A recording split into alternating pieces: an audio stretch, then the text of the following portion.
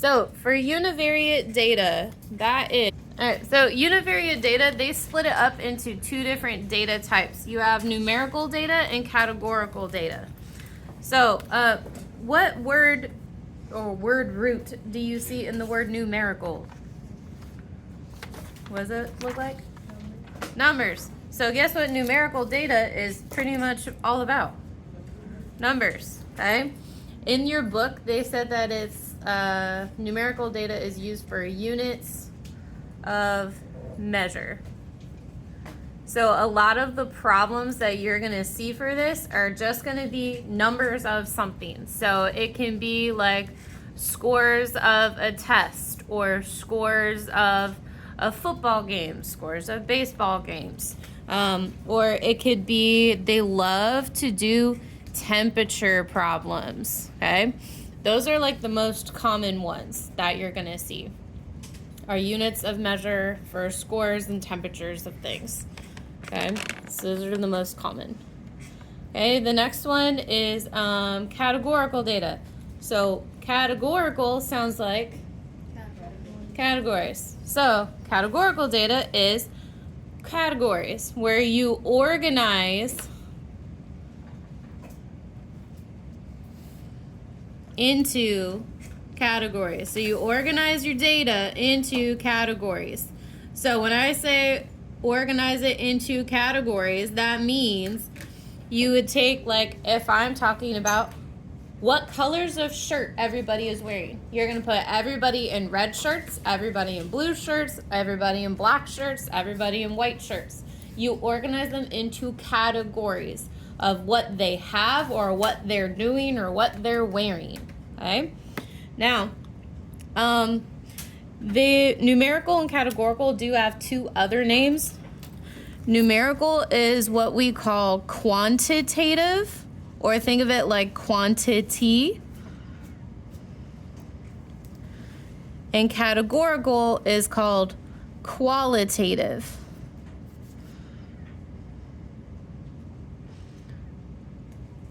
So those are the two other like vocab words that they use to describe them. So the first part of your homework is just telling me which ones are numerical and which ones are categorical. So number one, the ACT scores of all test takers in a particular year. Is that numerical or categorical? It's numerical because it's all about scores. It's all about numbers. So if it's all about the numbers of something, it's numerical. If it's about the categories, it's categorical. So number two, percentage of students in a school who walk to school, drive to school, or take the bus to school. What is that? Categorical. Because it's how do they get to school? It's the different ways you can do it. You can walk, you can drive, you can take a bus. So number three is about the number of students who participate in the 4 most popular after-school activities. What's that? Categorical. Good. Because again, it's about people doing activities. They do different things, different categories of things. And number 4, the daily high temperatures of your city for the month of April. Numerical. Because again, it's about temperatures. It's about the number of the temperature for the day, the number of degrees that you had that day. So does that make a little bit of sense how to tell them apart? Yeah? Okay. Because again, you do have homework about this. Now, the next thing they're going to ask you to do is they're going to ask you to take this data that you might have and turn it into a picture, basically. Turn it into some sort of graph. So if you look at your notes page, I gave you all of the different methods of graphs that they're going to give you like in the questions. So what we're going to do is you don't have to make all of the graphs. I'm just going to tell you about them.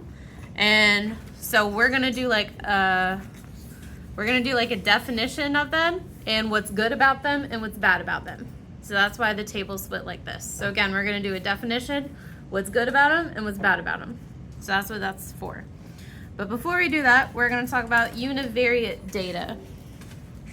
So all of this is called univariate data because you summarized your data.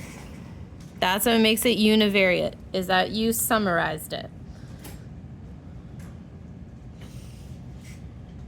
Hi guys. And you use the average. All right, so first one, a bar graph. A bar graph is one of the things you can use for categorical data. So I'm going to put a big C or a big N for which ones you can use it for underneath the names. Okay, bar graphs. This is what we use to compare categories. Found it. Good. Goodbye. Bye-bye. See you later. Using bars. That's why it's called a bar graph, because it uses bars in a graph. Okay, good things about it is that it's easy to compare categories. Because you can make one bar about, I don't know, again, using the reference for like your different colored shirts. You can use one bar is about everybody wearing red shirts, another bar about everybody wearing blue shirts, and another bar about everybody wearing white shirts. It's easy to see which category would have the most or have the least. Okay? What you can't do though is it's hard to compare. So you can't compare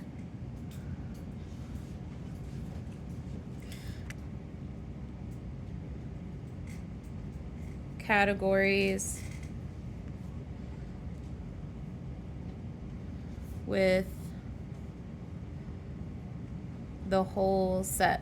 So what that means is it's hard to see, like in comparison, like who has the most, who has the least, or what exact amounts each category has. That can be difficult to do with a bar graph when there's other ones that are better at that.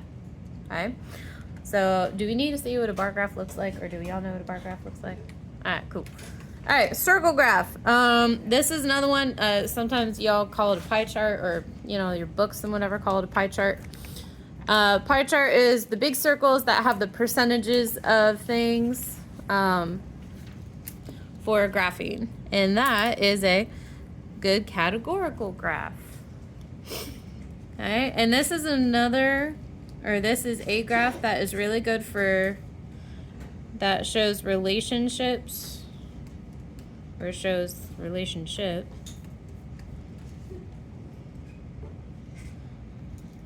of parts to the whole. So what I mean is, in a pie chart or a circle graph, you can see like one part related to the entire graph. That's really easy to tell. So you can tell which piece is bigger or which one is smaller. Okay, so what circle graphs are good for? It is good for making comparisons. Again, or making comparisons with all of the data. It's really good at that. You can really see which part has the most, which part has the least. We don't use it to represent just part of it. Like, have you ever seen a circle graph that's just like one piece of it and not a whole circle?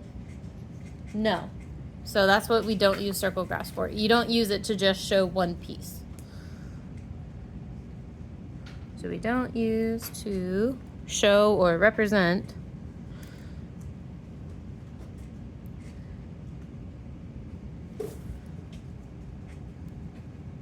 parts. We don't use it to show parts. You use it to show all of the data, or you just don't use that one. I'm gonna use whiteout just because. All right, next one, a stem and leaf plot. Who remembers a stem and leaf plot? No? Oh, okay. So we've reached the first one we don't know. Stem and leaf plot, that's that fun one that it looks like that. That's the stem and leaf plot. So that's where you put like these are the tens on one side and these are the ones on the other side. So this is like, see how it says 1 and 4? That would be 14. And the next one would be 18 and 19 and 19. And this one is 2 and 0, so that's 20. The 2 and the 1 is 21, 21, 27, 28.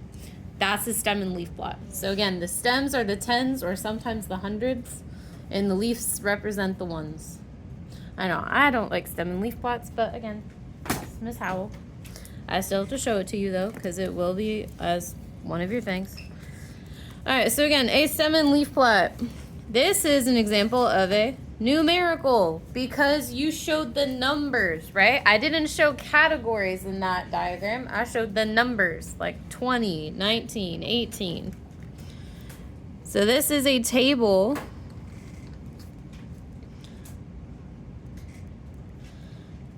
that organizes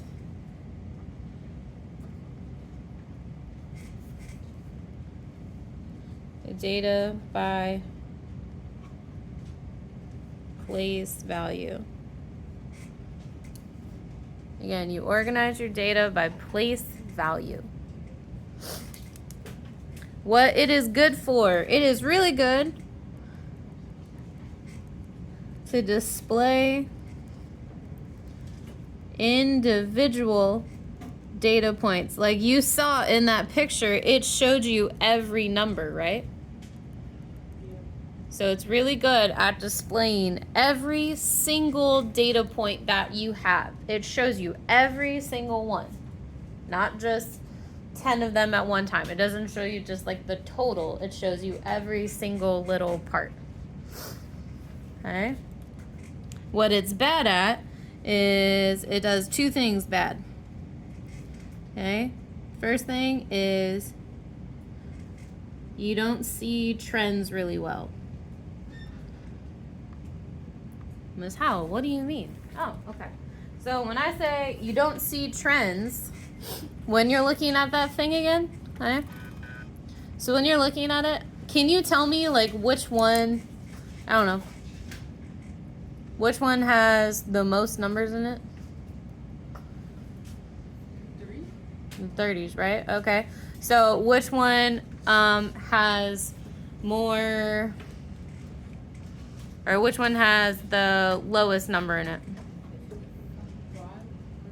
Ah, no. It's actually the 14. See how it's hard to see like which one unless you really, really, really know how to read it. But again, it's not good at showing you. Like this one, that circle graph, right? Can you tell me which one has the most really quick?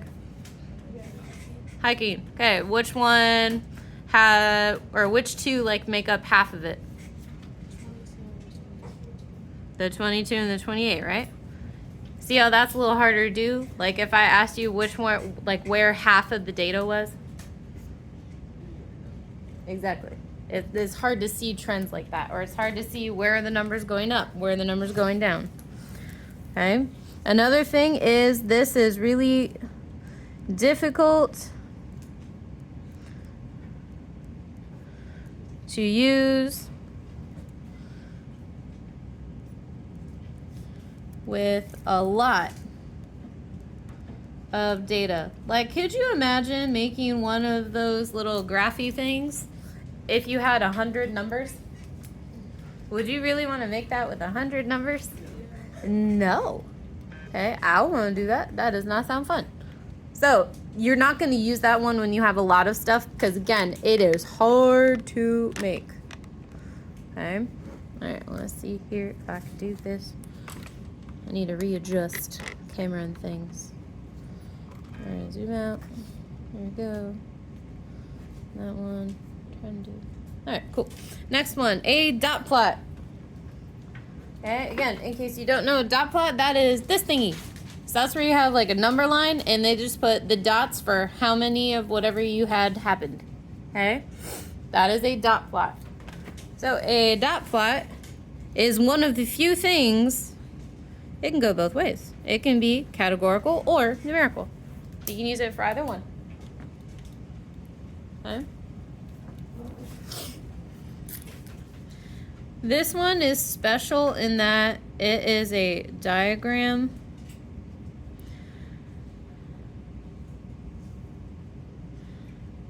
that displays how data is distributed.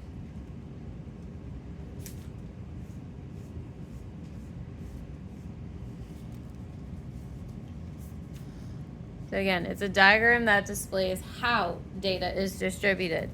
So when I say how, that means if you looked at that picture again, could you tell me in this picture which side of the graph has the most dots? Or which number has the most dots? 0. Okay, where are your dots like decreasing, going down?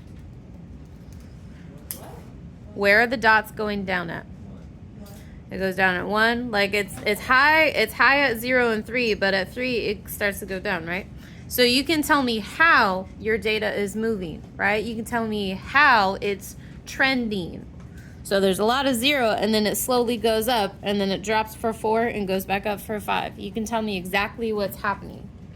You can see how it's distributed. So this one can do a couple of good things. So good thing number 1, and there are 3 good things that it do, or that it does. Proper grammar. Okay, good thing number 1. It shows clusters of data. So when I say clusters, that means you could see right on that graph exactly which number had the most, right? It showed you the clusters of it. Okay. Good thing number 2. It shows the trends. It shows you which numbers are going up, which numbers are going down, or which ones aren't popular at all. Good thing number 3.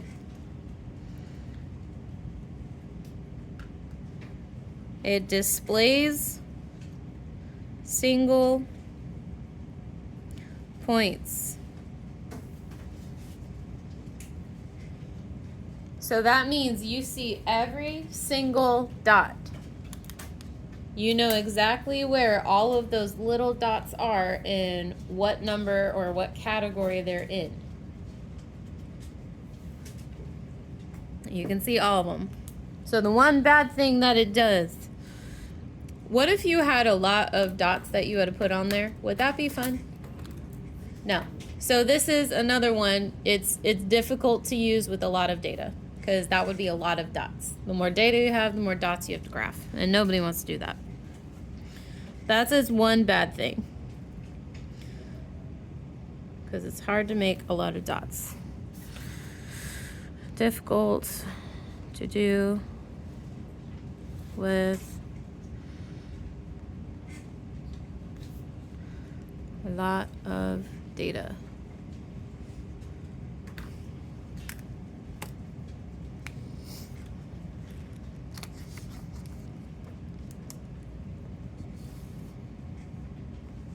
Okay, the next one, a box plot. If you had me in 6th grade, we did these. Okay, box plot, that is the fancy name. If you don't remember, that's that box and whisker plot.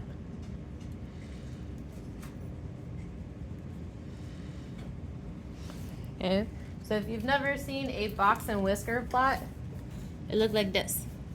That's a box and whisker plot. Okay, so that's where the box represents like 50% and the 2 whiskers are your last 25%. This is why it's called a 5-number summary. You have the smallest number and the biggest number and everything in between, and it splits it into 25%. So that is a numerical one.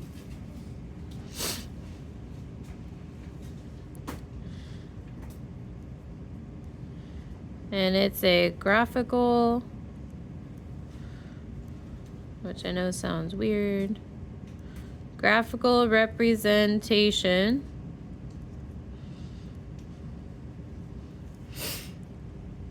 of maximum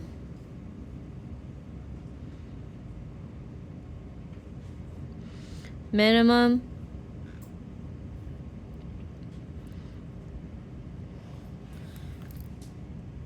and quartiles. So when you see that word quartiles, what do we think of?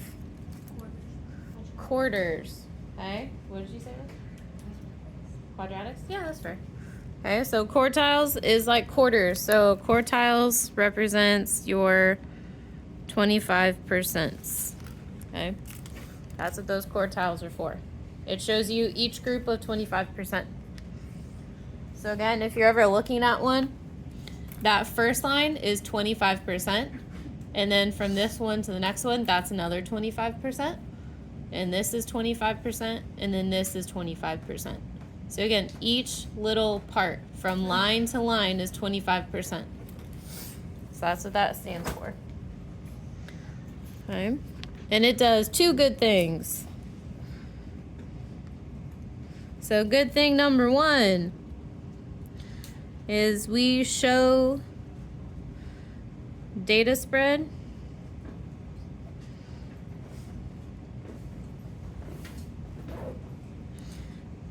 and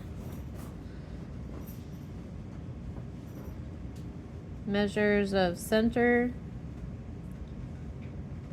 which in case you did not learn measures of center either in 6th grade or if you had me in 7th grade math, because you did that in 7th grade math, measures of center are your mean, your median, your range, your mode, all that fun stuff.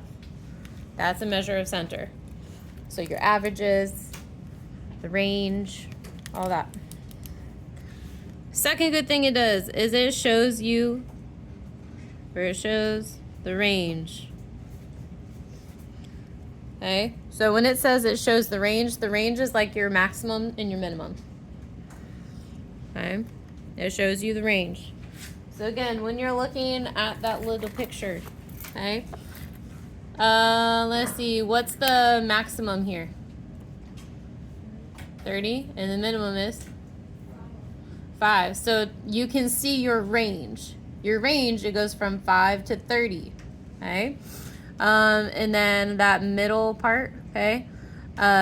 See this box right here? See how it's the longest box? This part? That would be your biggest part of your graph, or that's where you have the most range there because it's the longest box. Okay? Now, the one thing or two things that it doesn't do very well is you don't see single points. Like, you can't tell me exactly where one part of the graph is, like in the middle. You have no idea what's in there.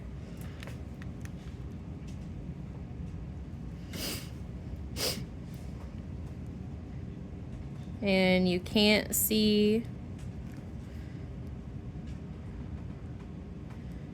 gaps in clusters. So like you can't see where there's a big space between how many people bought something, like if they bought none of it or if they only bought like 2 things of it, or you can't see like where people bought a lot. You can't see that. All right, last graph. The last one on the back is a histogram. Okay, so a histogram. This is another, let's do purple. And do blue. This is a numerical one. So, no. Okay, numerical is a histogram. This is another bar graph. But this bar graph is special in that it's a bar graph organized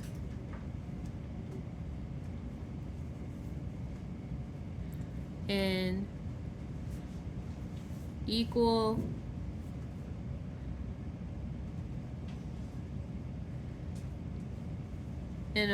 intervals. And those intervals can also be called bins.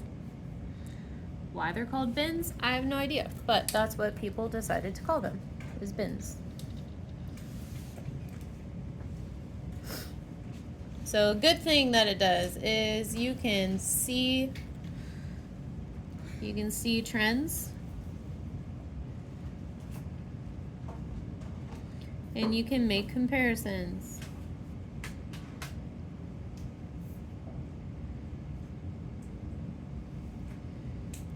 Bad thing,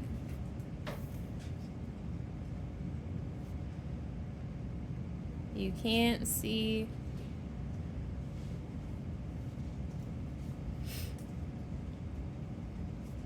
individual points. Okay. So again, we already had bar graphs earlier. So the difference between a bar graph and a histogram. Bar graphs are when you have the amount of like different categories of how many people got an A, how many people got a B, C, D, F. Okay, that's a bar graph. A histogram is when you have them a little closer together and you're doing it by different ranges. So this is the age from 40 to 44, 45 to 49, 50 to 54. That's the difference. So bar graphs do categories, like different grades, and then histograms do little ranges. Okay, again, it's called intervals or bins. Now, we get to the actual question parts, okay? So number 1, it says to make a data display. So first things first, you gotta pick a data. Pick a way to show that. So first of all, you have a table full of what? Temperatures or numbers. Okay, so if I have a bunch of numbers, is that numerical or categorical? Okay, so I definitely want to pick something that's numerical. I don't want categories, that's not going to help me. So our options are a histogram, a box and whisker plot, which that's really hard to do. I would not pick that, like, ever. Or you can do a stem and leaf plot or a dot plot. So what do you think would be the easiest? A dot plot? Okay. So the issue with the dot plot is whenever you make a dot plot like this, you have to put every single number. So what's the lowest number in your table? 19. What's the highest number? 61. You'd have to make a dot plot that goes from 19 to 61 with every number in between it. Does that seem fun? No. Stem and leaf plot? Okay, you can do a stem and leaf plot. But they want to show how it's what? What's that word? Distributed. Let's see, a stem and leaf plot. Distributed is another way to see the trends. So do I want this to see trends? Yes. I want to see trends. So I don't want a stem and leaf plot. A histogram. That's the one we want. We want to be able to see the trends in our temperatures. Okay? So, easiest way to do this is, so we're going to make a histogram.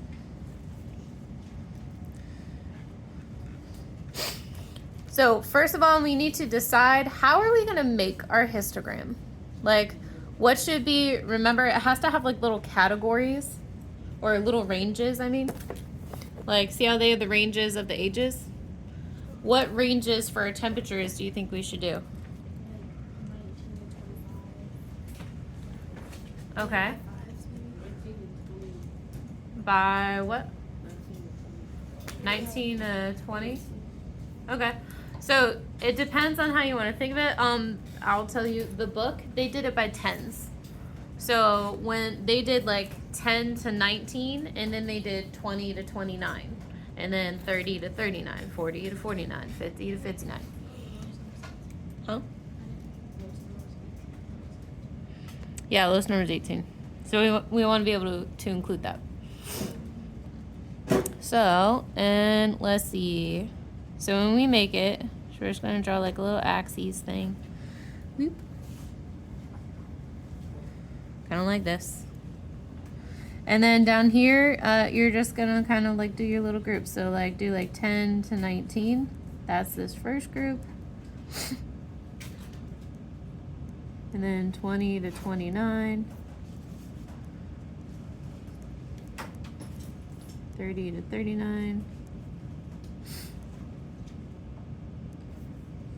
49. 50 to 59. And 60 to 69. And that should be it, because we said the highest one was 61. And what were all of those again?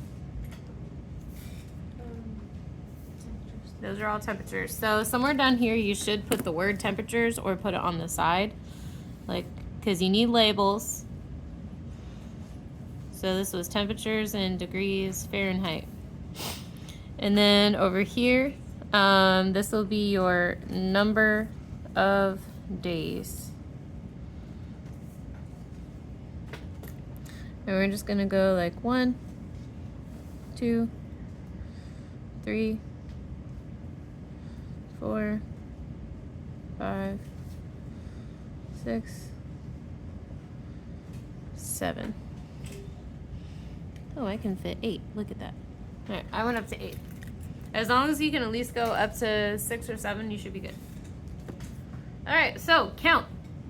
How many temperatures or how many days did we have temperatures that were from between 10 and 19? How many days were between 10 degrees and 19 degrees?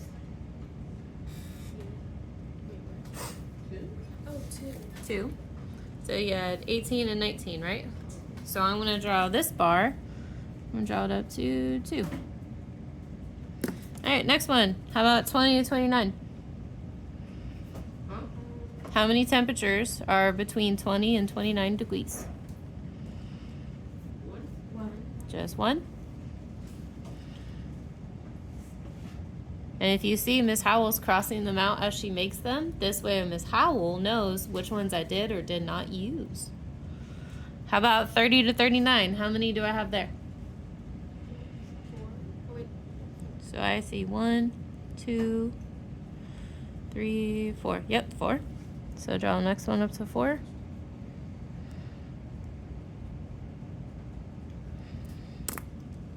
Okay, how about 40 to 49? Yep. 1, 1, 2, 3, 4, 6. 5, 6. Yep, I got 6.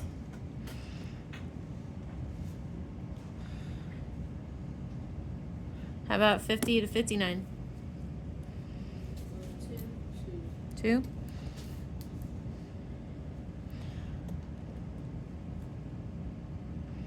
And 60 to 69. 1 whole little day. Okay, so looking at that, can you see the trends? Where were most of your days, like between what temperatures? 40 to 49, okay? Or you could say between 30 to 49. That's where the majority of our days were, okay? So that's how you can see trends, okay? You can see that the temperature went up and stayed there for a while, okay? All right, number 2. This one's easy. You just have to tell me which one's the right one. So, which is the best display if I want to show how many people voted for those color of jerseys? What's the best way? So first of all, if I want to talk about colors and votes, is that numerical or is that categorical? That is categorical. So which ones should I not pick? Which ones are numerical? Huh? A and B, these are both numerical. So I don't want those. Those are numerical examples. So it has to be one of these two. Which one's the best one to see, like, out of everybody that voted, this was the majority? The pie charts. I know you can see the same thing in the bar graph. I know. But this one shows you the whole data together. This one, it's debatable of how some people could be confused if they don't see all the percentages. Okay? All right. So we'll see the best we can do. Let's try to do number 3. Okay? Because you do have one like this in your homework. I'm going to make sure we get to it. All right. What kind of data display is that? Pie chart, or called a circle graph. Okay. And it shows Category. categorical data.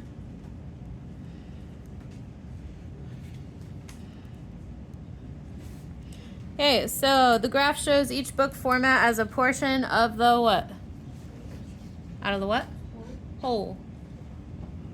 That shows you out of everybody who voted. And which one was the most preferred? Print. New. Print. Yep. Print. I can almost write. It's fine. And what percentage did print new have? 39%. And what was the least popular? Audio. Audiobooks. And what percent was that? Okay, now we'll do that last one tomorrow. Your homework. If you look at the top of your notes page, it says your homework is where? McGraw Hill. Due what day? May 11th. There you go.